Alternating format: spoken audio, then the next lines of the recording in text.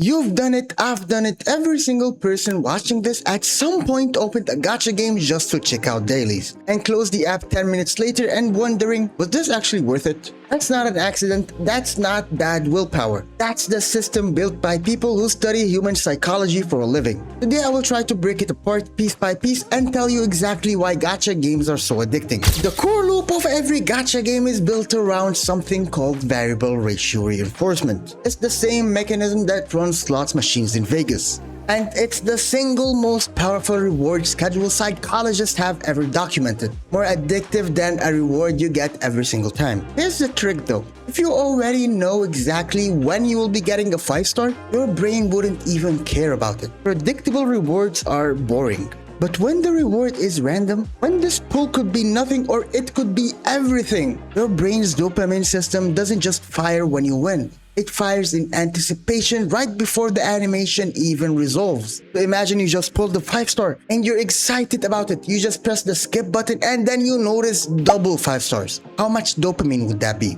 And that's why the pull animation is 3 seconds long, maybe even a bit longer. And that's why it also slows down a bit before the reveal. That's not for drama, that's for the dopamine you will be getting. The PC system gets marks as consumer friendly. Don't worry, you're guaranteed a 5-star by 80 pulls. And yeah, sure, compare that to games with 0 PT or 160 PT, it's kinder. But look at what it actually does psychologically. It converts random reinforcement into a sunk cost countdown. Once you're 60 pulls into an 80 pull pity, you're not going to stop. If you're a spender, you will be spending that 20 pull difference. If you're F2P, you will be trying to farm resources as much as you can to get that 20 pull also. Anyway, you will not be stopping unless you cannot do anything else. And I'm pretty sure everybody who plays gacha games have done the math on everything that they spent. And they know exactly what this character cost them to guarantee that pull. And walking away at the end of it while you are so close, you feel like burning it all for nothing.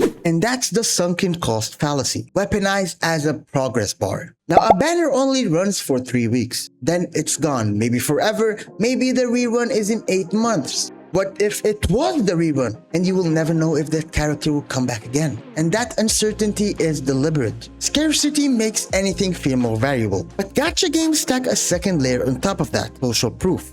You open Twitter, you open Reddit, you see hundreds of people posting day 1 Shinko copies. I just got double Lucilla. And it's not just I might just miss this character. It's the concept of I might be the only person in my friend group who doesn't have her or have him. That combination, countdown clock plus a fear of social exclusion, is why I will be pulling this next patch. Almost never survives contact with a banner you actually like. That's why I have a rule for myself. Every single patch or every single phase, I try to at least get a nice 10 pull for every new character limited banner.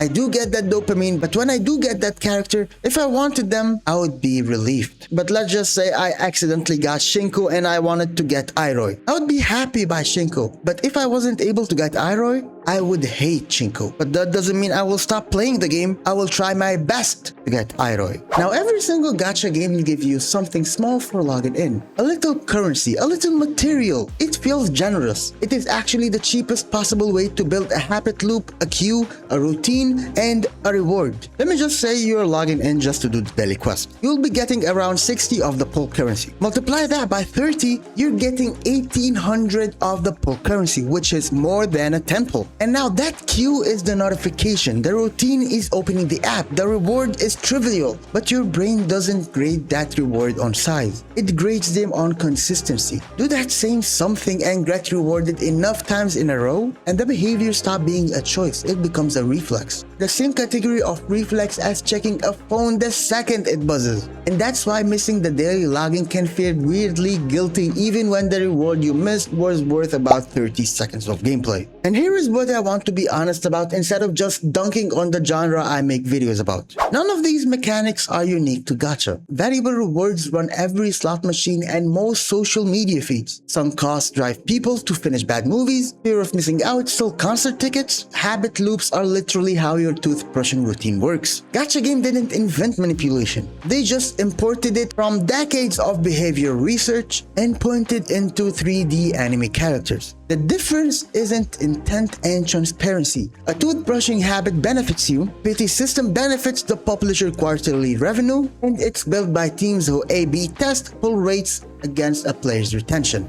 Knowing the mechanism doesn't make you immune to it, but it means you get to choose when you're playing versus when you're being played.